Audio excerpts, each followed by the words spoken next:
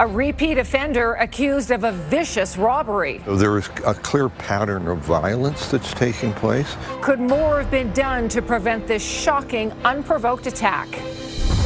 Plus, a new push for pet-friendly housing. The goal is simple. We're trying to keep families together. The benefits to landlords for agreeing to furry family members. And a brand new way to take in the Columbia ice field. This is a really important step when it comes to emissions, and so it feels good. The roomier, quieter, all-electric vehicle exploring the Rockies. CTV Calgary, local breaking news with Tara Nelson. Hello and thank you for joining us. The United Conservative Party Government Caucus is adamant on remaining in Canada, despite a referendum this fall that could trigger a future vote on separation. The party says it is not a separatist party, but is it out of touch with its membership? Tyson Fedor reports.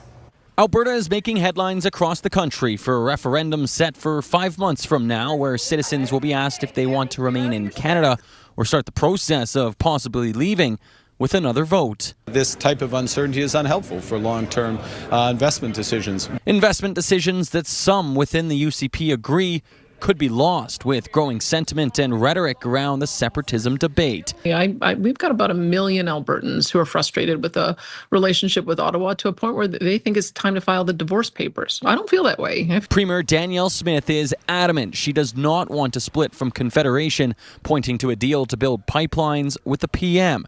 Her government caucus colleagues are also on board, with several planning to vote to remain. We support sovereign Alberta within United Canada.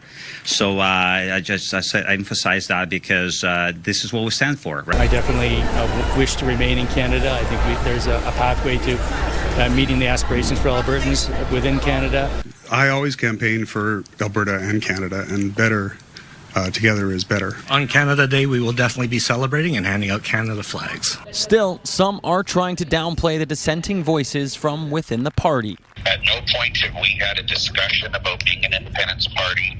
UCP President Rob Smith told CTV News late last week that the party would only consider a vote on becoming a sovereign, independent party if the majority of Albertans voted in a referendum to annex themselves from Canada. I think the Premier is doing the best that she can to prove to Albertans at this point in time how Alberta can prosper within Canada. The Premier blames past politicians and some current for backing Albertans into a corner on a vote on separation. Politicians who use their platform to target Alberta, target our resource, target our wealth. And that's what I think Albertans have responded to.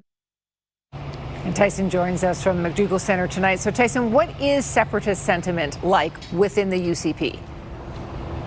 Well, Sarah, the party president is telling CTV News that if independent support provincially sits around 25%, that number is much, much higher within the United Conservative Party and its members. However, Rob Smith would not say whether it could be a majority. He just doesn't know at this point whether or not that might be the case. However, Rob Smith does say that many of the members in the UCP do support at least asking the question whether or not to remain in Canada or start that process of turning to another vote to actually vote on separation. Tara? Okay, Tyson, thank you.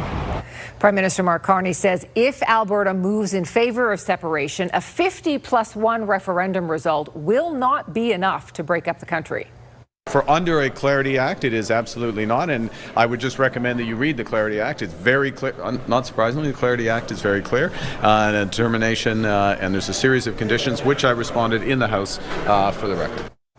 The Prime Minister was responding to a comment made in the House by a Bloc Québécois MP. The MP suggested a bare majority would be enough. Carney said the House of Commons will not weigh in on whether the question on Alberta's upcoming referendum is clear because the vote is not binding. A 19-year-old is dead after a motorcycle crash in Okotoks Tuesday evening. RCMP say it happened near Ranch Road just before 7 p.m. Police and paramedics responded to the single vehicle collision, but the man died at the scene. Tire skid marks and damaged trees can be seen at the location of the crash. RCMP are still determining what factors contributed to the collision and say the investigation is ongoing. The body of 25-year-old Pavlo Shemchuk has been recovered from Johnston Canyon. The American tourist jumped off the cliffs and into the lower falls on May 1st. Parks Canada had to stop recovery efforts because the conditions were too dangerous. Yesterday, Shemchuk's body was recovered downstream of the lower pool at the lower falls. Calgary's LRT free fare zone will remain free until at least 2027. Last night, City Council voted to defer a decision on the free zone until next year. It's been in place for more than 40 years. The proposal to get rid of it faced major pushback from the Chamber of Commerce and Tourism Calgary. A street in a southwest neighborhood became a lake after a water main break last night. Water bubbled out of the pavement just after 7 p.m. in the 100 block of Patina Park Southwest in the community of Prominence Point. The fire department used pumps and hoses to dam the water so it didn't impact properties. However, 2 homes did sustain minor damage. At the peak, about a meter of water accumulated in the street. The water to the area was shut off around 8:45 p.m. Residents say the city was doing work there earlier in the day. We noticed where the City of Calgary had been working on the water supply earlier in the day, probably late in the morning. They left, and we noticed the street had buckled. It's almost like a small explosion under the street when it went off. And then the water kept coming and coming. Our biggest concern on arrival was that we were in a dead-end roadway here, and we had water that was rising quickly in the street and running towards residential properties. Once we got on scene, we quickly did an assessment. We were able to get in and knock on some doors and inform residents of the danger. Residents moved vehicles out of the way and firefighters stabilized the scene until city water crews could arrive to shut off the flow. Firefighters used high-volume pumps to move water away into a green space. The break was on a larger distribution water main, not a feeder main. About 30 homes had their water supply affected.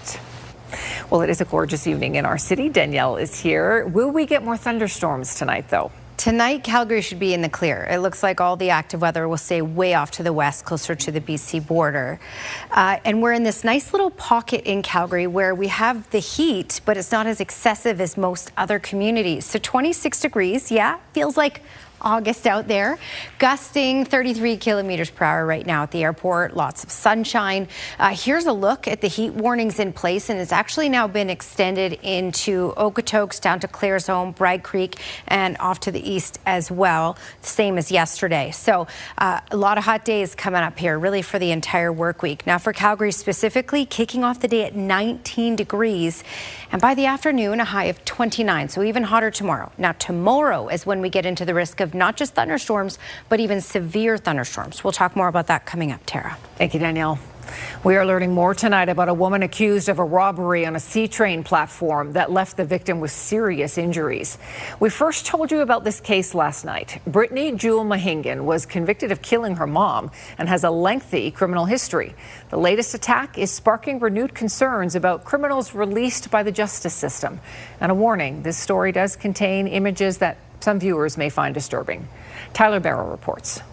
Brittany Jewel Mahingan was supposed to appear for a bail hearing Wednesday related to a number of charges, including a vicious robbery at the Crowfoot CTrain station 2 weeks ago. Sandra Stephan says she was the victim of a random attack, beaten so badly she ended up in hospital for 8 days. Mahingan remains in custody as her lawyer works on a release plan, but CTV has learned she has a long history in the courts. Mahingan was previously charged in an attack involving 2 victims at the Lions Park CTrain station March of 2023, but court documents show charges of aggravated assault, assault with a weapon, and 3 breaches of failing to comply with a release order were thrown out due to a lack of evidence. In 2012, she was sentenced to 5 years in prison for what the court called a vicious beating death of her mother. As of 2019, she became a registered sex offender. If guilty of the offense, it's really quite alarming. During May's police commission meeting, frustration grew over criminals not in custody. We have to somehow change the way that third leg of democracy works and start putting people away for criminality. We do get letters and comments, as does the service, from the community, but we actually would ask you to go to your political representatives. Well, one Calgary Conservative MP says this case highlights her party's Jail Not Bail Act. It proposes amendments to the criminal code, which include prioritizing public safety in bail decisions. What happened to this individual was heinous. This shouldn't be allowed to happen. One criminal studies professor does want to remind people many who commit one offense never recommit. You do have a group of individuals who are chronic recidivists, chronic offenders, that the criminal justice system, and in particular corrections and the courts, have a hard time dealing with those repeat offenders. Mahagan was last convicted in February 2025 for failing to comply with her release conditions. Tyler Barrow, CTV News, Calgary. You're watching CTV News, Calgary. Finding a new place to live is usually pretty stressful, but finding one that will also take pets can be even harder. Many Calgary renters face that situation, though. It's one of the leading reasons why some pets end up being surrendered to the Humane Society. As Moses Woldu reports, the Society and the city are now teaming up to help. The shelter at the Calgary Humane Society continues to be at or near capacity, with 40% of the intake being surrendered animals. Where we're seeing about 250 families every single year coming in to surrender their animal when it's not their choice to do so. They've simply run out of options. They have nowhere to live with their animal. And that number doubles when you add the average of animals abandoned yearly. Part of the problem has been the lack of rental housing for pets and their families. Looking for solutions, the Humane Society partnered with the city and have introduced a toolkit. It also includes adjusting how we at the city incentivize housing development through our granting programs and ensuring that on our rubric we're including things like, do you allow pets or not? And the key is affordable as well. So I know that this is really focused on our vulnerable populations within the city of Calgary. Data from the University of Calgary shows 53% of Calgarians are pet owners, but just 10% of rentals are pet-friendly, a challenge some Calgarians faced when finding housing for them and their furry friends. You can find a lot of buildings that, charge a pretty nominal fee for cats or small dogs, but finding any place that accepts larger dogs like this guy, or doesn't charge an arm and a leg for it is pretty difficult. It's so hard because all of the place don't like for dog. Boardwalk is a rental housing provider. Of their 37 rentals across Calgary, 31 are pet-friendly, and they welcome the news. Our city of Calgary has one of the highest vacancies in the nation. And so good news, there's lots of pet-friendly choices as evidenced in our communities. And having a choice is the most important thing to provide. And Fritz says the Humane Society will help bridge the gap. Calgary Humane is here with support. We offer behavior classes. We do offer programs to help landlords and tenants just make sure that they succeed in that relationship. Moses Woldu, CTV News, Calgary. And more information can be found at calgaryhumane.ca//meet the need.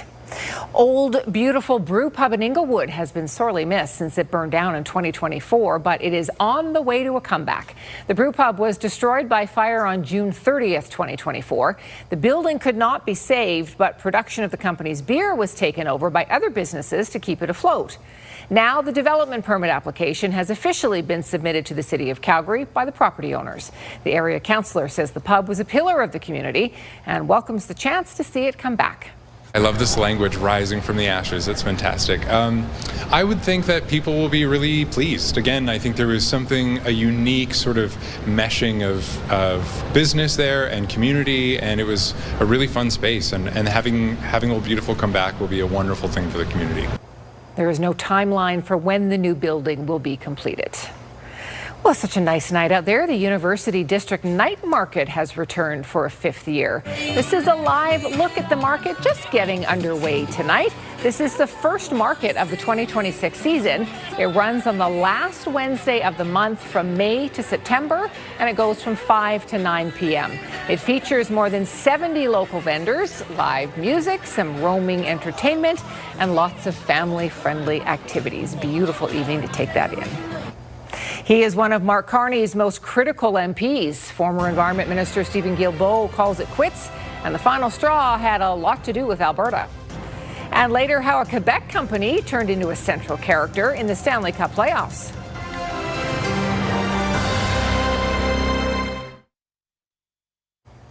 Liberal MP Stephen Guilbeault made it official today, saying he will be resigning his seat in the House of Commons this summer.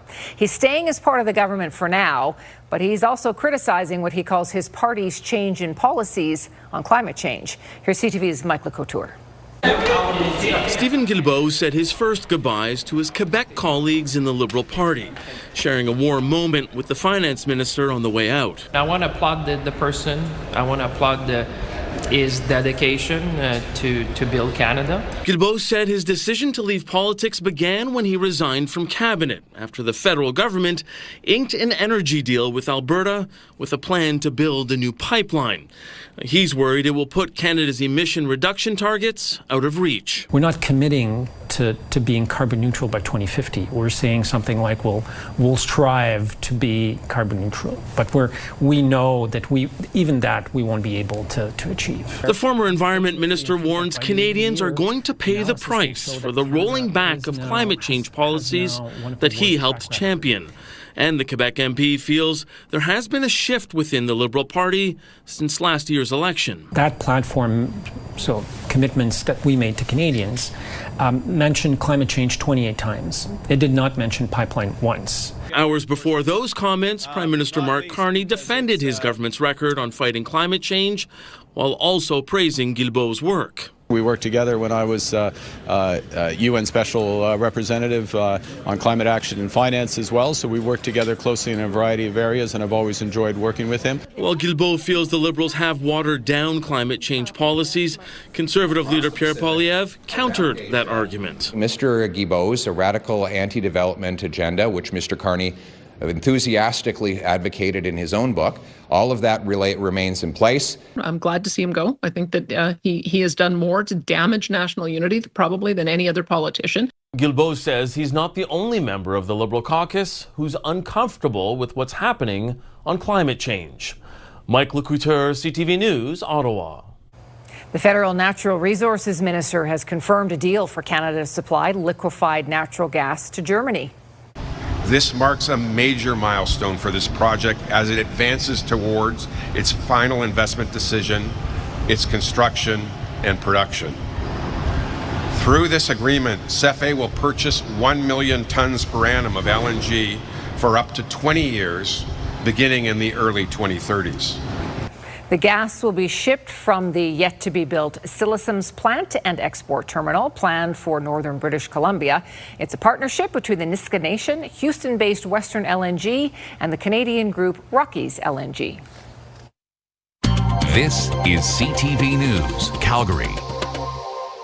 Let's bring Danielle back in now as we look ahead to our 5-day forecast. Yes, and it's a toasty 5-day forecast. Well, a toasty 3-day forecast, and then the weekend is cool and very wet. So a lot going on this week.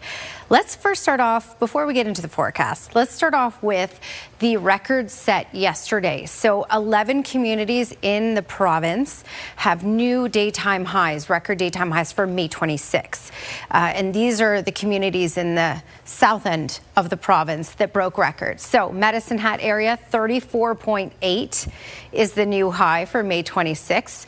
Milk River, 33.2, the new record high. Claresholm, 30.8. Bow Island area 34.7 and Coronation 33.8. So yes, record-breaking heat, excessive heat yesterday, which is why we still have the heat warnings in place for all the same communities, except it was also extended into parts of Highway 2 over to Bragg Creek as well. So Claresholm up to Okotoks, over to Bragg Creek, also now included in this heat warning. And this is not just looking at daytime highs, also considering the overnight lows. When those overnight lows are in those higher teens, it's hard to get any sort of break from the heat throughout the day and then throughout the night as well. So this heat warning will be in place for the rest of the work week, and then we'll see things really cool down for the weekend. 31 in Medicine Hat right now, so a little less excessive compared to yesterday. Yesterday it was close to 35, as I just showed you, and record-breaking in Medicine Hat. It's 28 right now in Lethbridge, 29 in Brooks, 25 in Calgary. It was on the windy side today too, but of course that offers a bit of relief when you're outside in the heat. Looking at radar and satellite, here's the storms that have developed along the mountains. There's also some, so the far south could see some thunderstorm activity, non-severe, throughout this evening. And then you can see a couple cells around the Coronation Provost area. I want to zoom into this one here to show you. You can see it weakening. So 3 hours ago, lots of lightning developing, and then it weakens. We have high pressure in place, so it likely won't be able to move over towards Cochrane or Calgary for tonight. Different story tomorrow. Let's fast forward to tomorrow, shall we? Tomorrow starts off bright and nice, but then we will get that development. So the chance of severe thunderstorms certainly in the far south for later in the day tomorrow. As you can see here by this model, by 7 p.m. is when we have our highest risk. This will track up Highway 2, and late around 9, 10, we even have the potential of severe thunderstorm activity in Calgary as well. So let me show you the action furnace 5-day forecast. 29 is our high in the city tomorrow. Chance of late risk of thunderstorm activity. Smaller chance on Friday, still hot on Friday at 28. And then a system will break the heat for the weekend. 17 for Saturday, 12 for Sunday, and over 10 millimeters of rain is possible on Saturday. Tara. Danielle, the Confluence site, formerly known as Fort Calgary, will have a very different look in the years to come. A new site concept plan has been unveiled, including new pathways, gardens, shade and structures. New amenities include a powwow arbor, chilled outdoor hockey rink, and a covered stage with seating for 3,000 to 5,000 people, with capacity for another 13,000 on the concert lawn. Officials say the plan honors the site's history while supporting community use. As a landscape architect, this is kind of the epitome of the work that we could undertake. You know, it really was about reconnecting people with this place and understanding, you know, how people can experience this place fully. So the culture of this place, but also the ecology of this place. The plan is a 20-year vision, and officials say more work needs to be done to determine the cost. Just ahead, a strategic shift in the skies, who Canada is turning to as a new defense partner for airborne surveillance. And later, it's sliding silently over the landscape. We'll show you how the new electric vehicle exploring the Columbia Icefield is doing. In the latest move away from the U.S., Prime Minister Mark Carney announced today that Canada is turning to Sweden for a cutting-edge aerial surveillance system. It's called Global Eye, and it's made by Saab. Its detection sensors will be installed on Canadian jets made by Bombardier to patrol the skies, including the far north. Here's Judy Trin. A packed room at a defense conference, listening to the Prime Minister's mantra. Build, partner, buy. We are focused first on building in Canada. Exemplified by an investment in a joint Swedish-Canadian venture. I'm pleased to announce that Canada has entered into negotiations to procure Saab's airborne early warning and control aircraft. Saab's Global Eye surveillance system is built on the platform of Bombardier's corporate jet. The company has at least 40 aircraft in its pipeline to be sold to Canada and other allies. 3,000 jobs could be created. Economic spin-offs are in the tens of billions of dollars. What this will do is create a new layer of job opportunities in terms of the modifications of the aircraft. So what Bombardier is doing now is getting actively involved in the discussions to create this secondary production. Saab beat out an American competitor for its surveillance aircraft, momentum that it hopes could lift its chances of convincing Canada to purchase its Gripen fighter jet instead of the US-made F-35. There are lineups to get into its cockpit. We can show now as a company and as a country how closely we want to work with Canada. And if I can show how I can create an industrial collaboration and a hub on this type of capability in Canada. At the Lockheed Martin booth, the F-35 simulator and its test pilot attracts interest but not buzz. Amid U.S. trade tensions, moving forward with procuring fighter jets has been paused for more than a year, worrying Canadian suppliers who have much to lose if the F-35 isn't selected. Direct jobs, but also strengthening the company's programs and capabilities. Wrapping up the negotiations for these surveillance planes will likely take a few more months. As for a decision on the fighter jets, the federal government is still refusing to say when. Judy Trin, CTV News, Ottawa. We have breaking news from City Hall tonight. Calgary has ended its climate emergency declaration 5 years after it was passed by a previous council. The new council just voted in favor of getting rid of the declaration. The guiding policy meant all city departments had to consider climate impacts and explore emissions reduction opportunities for most projects. Although the emergency declaration has ended, the city's climate strategy will still continue. That includes programs pushing solar panels, incentivizing energy-efficient homes, and expanding pathways. Councillor Landon Johnson says the emergency declaration became a political issue that was largely symbolic. Well, we have a climate action plan that existed before the declaration, which has done a lot of good work in flood mitigation and a lot of real actionable items, whereas a symbolic gesture has done absolutely nothing for us. During today's discussion, city officials said ending the emergency declaration would not impact Calgary's ability to reach a goal of net zero by 2050. Wood from an ancient shipwreck has been turned into a stylish dress. Finnish researchers figured out how to spin the wood into thread, creating a whole new fabric.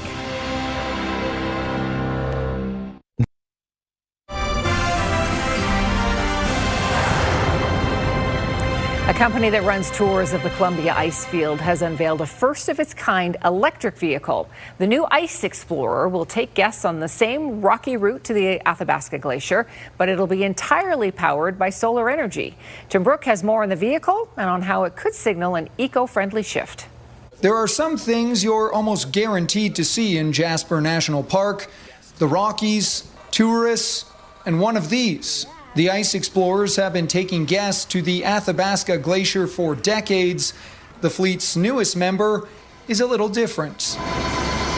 Make sure you use the handrails, please. This is the first of its kind, and we're going to learn from it and go from there on potentially doing more in the future. The electric Ice Explorer recently took its maiden glacial voyage. This is a really important step when it comes to emissions, and so it feels good, and that's my favorite part in all this for sure. It's lighter, roomier, and quieter than its diesel predecessors. Good conversation. The Made in Canada Explorer can run up to 6 days of tours without needing a solar charge. So our challenge was, how do we make a vehicle that can operate in these conditions, going up very steep hills, going down very steep hills, hauling a lot of weight. So our main design was trying to make this vehicle as light as possible.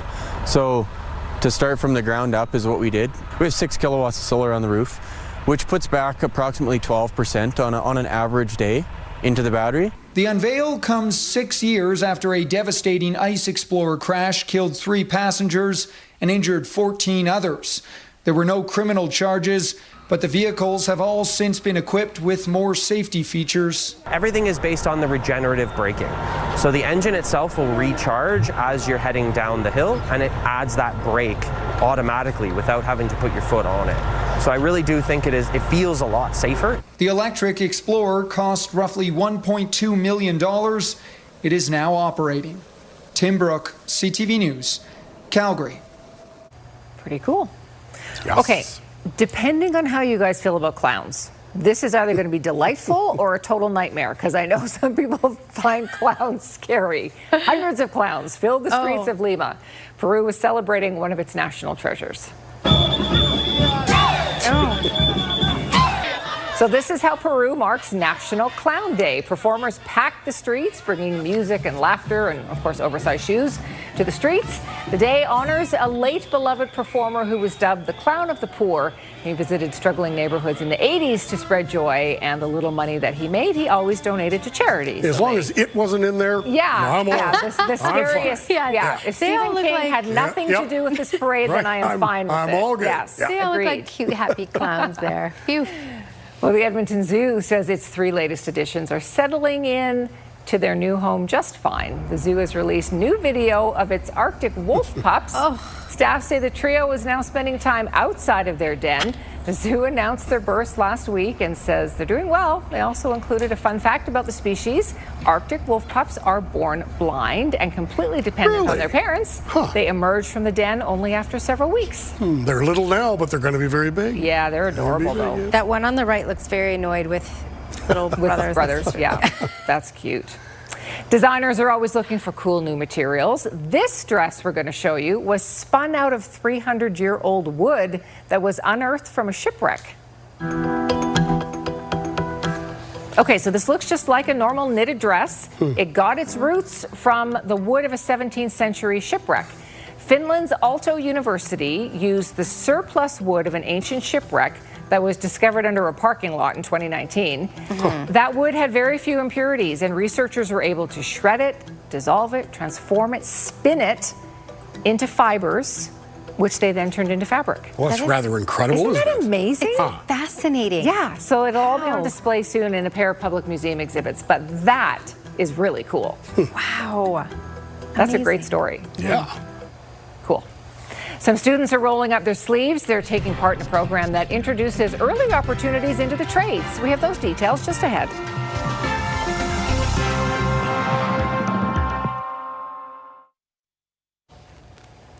Here is your Skywatch weather camera, and in Calgary, we're doing real well. I mean, you have to be able to handle a bit of heat, of course, to handle today, because we did get up to 26 degrees. We're now sitting at 25. It's hot. It's August heat, really. And it's even hotter off to the east. 31 right now in Medicine Hat, 29 in Brooks and Milk River, 28 in Lethbridge and Drumheller. So we do have the heat warning still in place. While it's been a little less excessive today in most communities compared to the record-breaking heat in many communities yesterday, we're looking at bumping it back up a little bit for tomorrow. Heat warnings foremost many berries up through Medicine Hat, Brooks. Now it's extended over to Claresholm, Okotoks, Bragg Creek, Calgary not included in this, and then Drumheller up through Coronation. It will be hot for the entire work week. So even Calgary not in the heat warning, it's still going to be hot for the work week. All right, we have high pressure in place. So the U.S. is just throwing us a bunch of storms here, but our high pressure system's just eating it up pretty quick. So it's not a real active day for Alberta.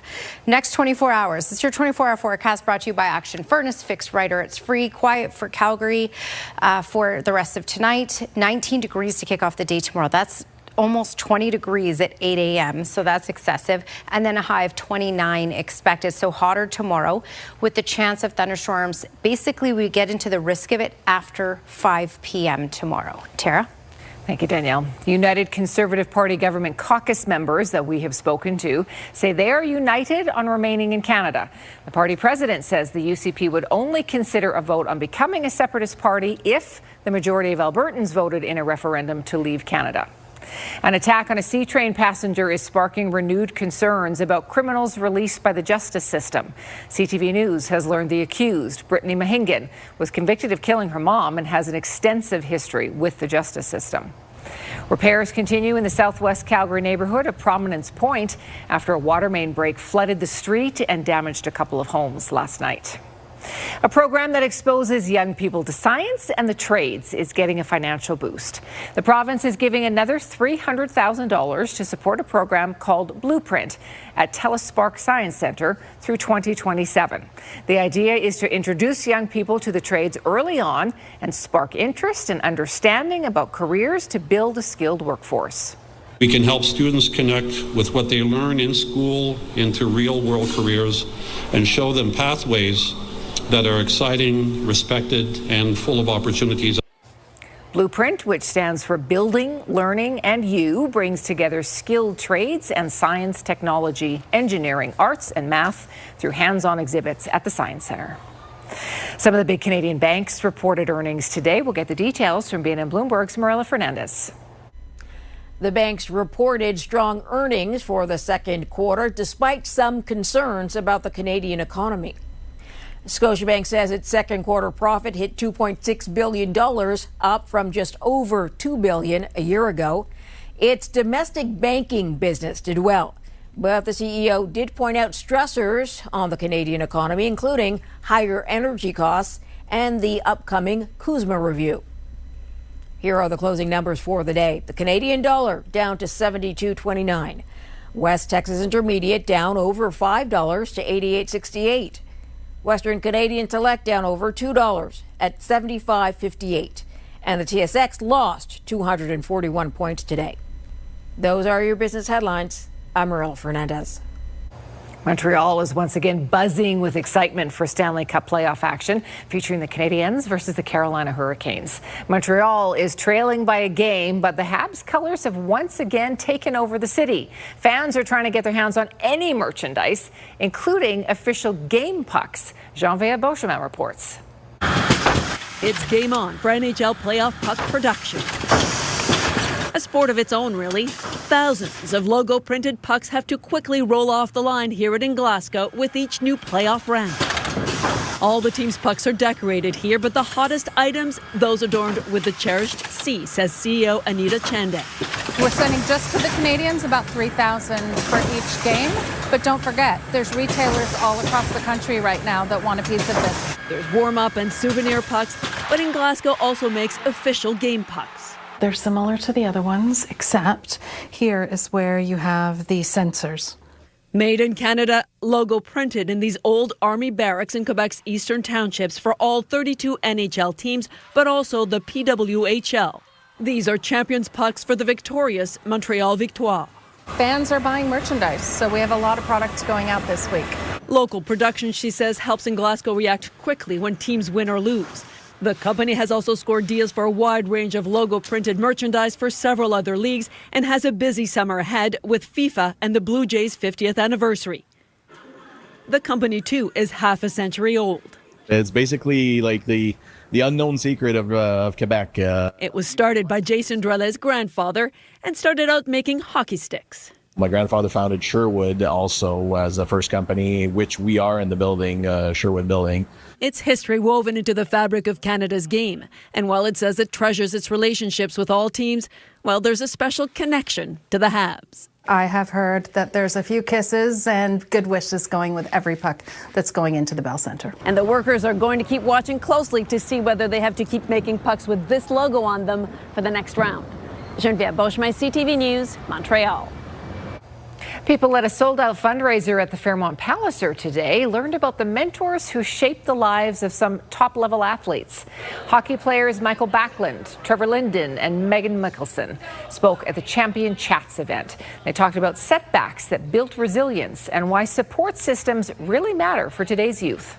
It's an inspiration to be here, Classroom Champions. It's an incredible program, and I've seen firsthand what a difference it can make in a lot of the students, the kids in their lives. Not every child is going to go to the Olympics or play in the National Hockey League, but it's about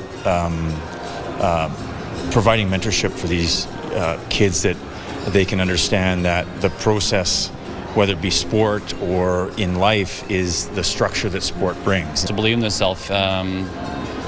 If you want to achieve something special, you have to really believe in yourself and never give up. Funds raised support Classroom Champions programming in Western Canada, connecting students with year-long Olympic, Paralympic, and professional athlete mentors.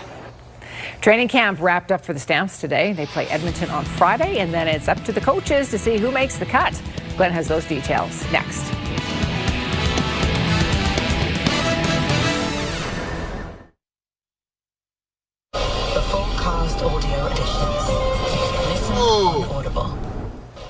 People in the Greater Toronto area who were awake early this morning may have caught a rare and spectacular sighting. It appears a meteor lit up the sky. This video was captured just north of Toronto. Meteors are streaks of light that appear when a space rock enters the Earth's atmosphere and then burns up at high speed. The Calgary Stampeders wrap up the preseason on Friday night in Edmonton. Glenn's back with us. And Glenn, the training camp it seems like it's gone on for a long time. Tara, that's because they haven't played a preseason game since the 18th. Today was the final day of training camp at McMahon Stadium. Friday night in Edmonton, the final dress rehearsal, and there will be some big decisions ahead for Dave Dickinson and the staff. The Stamps have to get down to 46 active players by Saturday morning, so it's going to be interesting to see who stays and who goes. The players have the day off tomorrow, play in Edmonton on Friday, and then they'll find out their fate on Saturday morning. Here's what the head coach had to say about his players heading into Edmonton.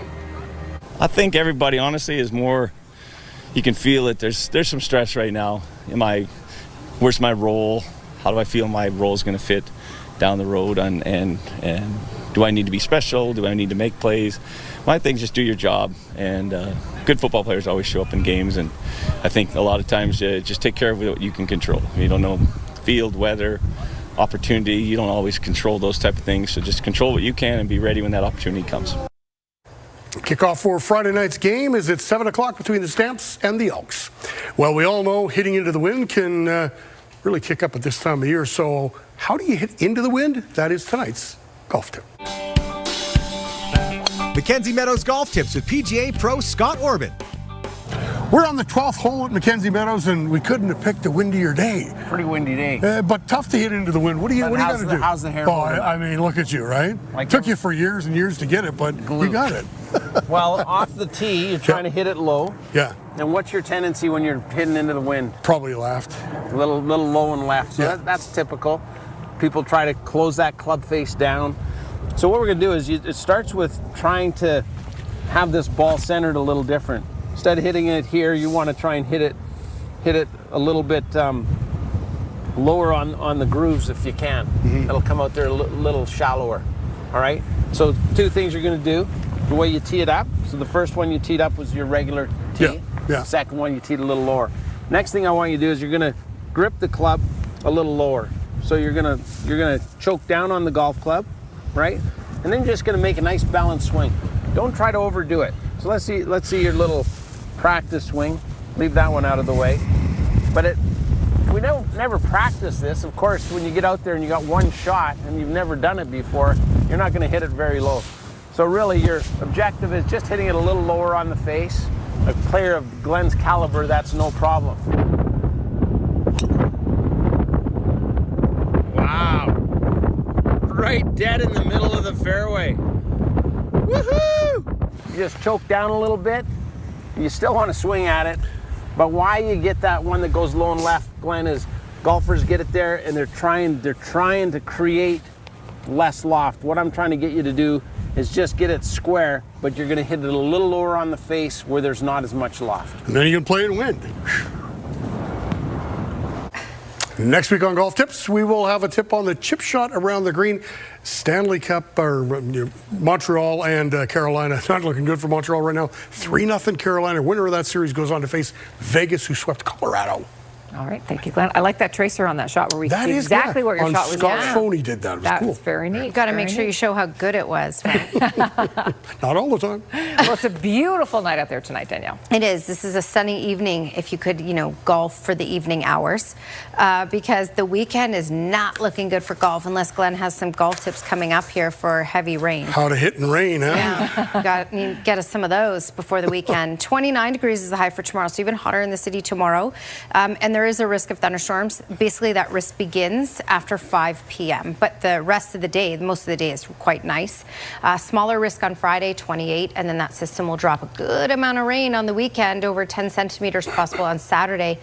Weather window brought to you by Lux Windows and Doors, crafting quality windows and doors for your style, budget, Alberta's climate. Matt Melnick, thanks for sending this in. You heard the storms last night. That's what it looked like. Thanks for your company tonight. Have a great evening. We'll see you tomorrow.